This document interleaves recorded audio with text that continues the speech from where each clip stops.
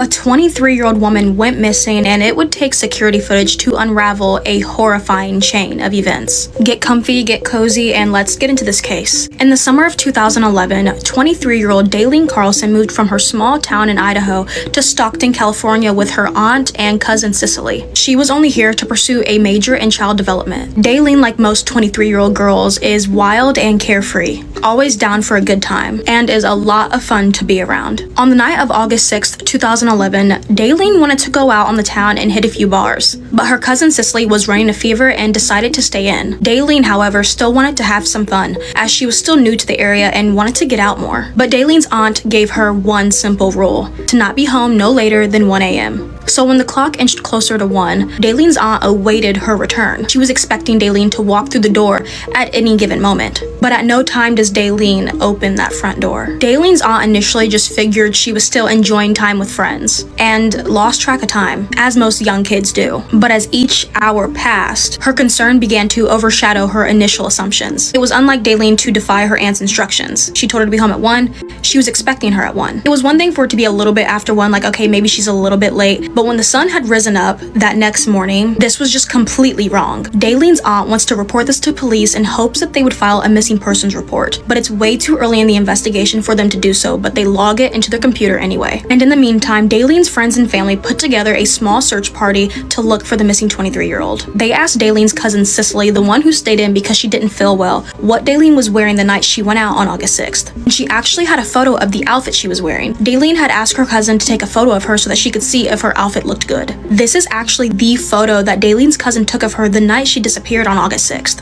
Daylene's cousin Cicely told investigators that Daylene was supposed to be going to a place called Finnegan's Bar and Grill. So they go there and ask to look at security footage, and everything starts making sense. As they review the camera footage, the initial scene reveals a hallway filled with just men, until a woman in the far back corner starts to appear in camera view. Then something happens that catches investigators' attention. A man comes up behind Daylene and puts his arm around her waist. She didn't seem too uncomfortable, but the interaction was short as Daylene disappears into the women's restroom. After this, they look at camera footage from outside as the manager of the bar said that Daylene spent most of her time out there. You see Daylene come out and start talking to a man up against a wall, and it seems like they're having a disagreement or some type of altercation. They come to find out that this is Daylene's on and off again ex-boyfriend, Evan Evangelisti. They bring him in for questioning, and he admitted that he showed up at the bar earlier than Daylene because he wanted to speak with her. 4 days earlier, the couple had a heated argument. He had been drinking and grabbed Daylene's arm quite aggressively, and this made her call the relationship off. Police believe that this is the moment that Daylene was telling Evan that they would be no more,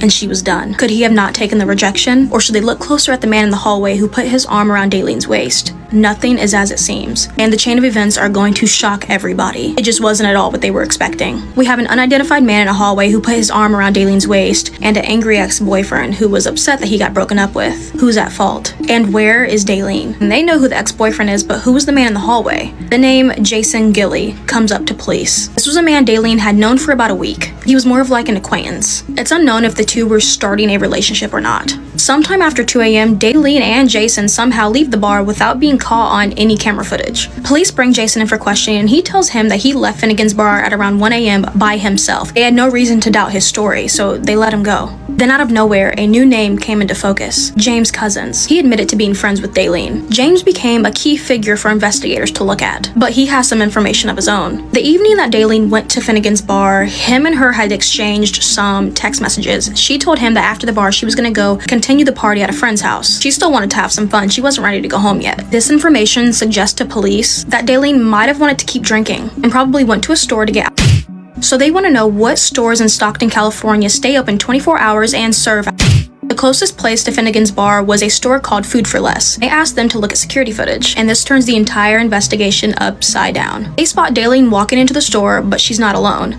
She's with a man, Jason Gilly. But didn't he just tell investigators that he left Finnegan's Bar alone and went straight home? This completely throws his story out the window. He made it up. Police are no longer looking at her ex-boyfriend. They're looking at Jason. They bring him back in like, why did you lie about leaving the bar with Daylene? I mean, it's not that big of a deal. Why'd you lie about it? He says that in the store, he bought a bottle of Jaeger, and they went back to his place. He said they had consensual and then she decided she wanted to go home. He drove her home, and at some point they had a disagreement in the car, and she got out in the middle of nowhere and walked home. And then he drove off and went to the gas station. That's his story. Do police buy it? No.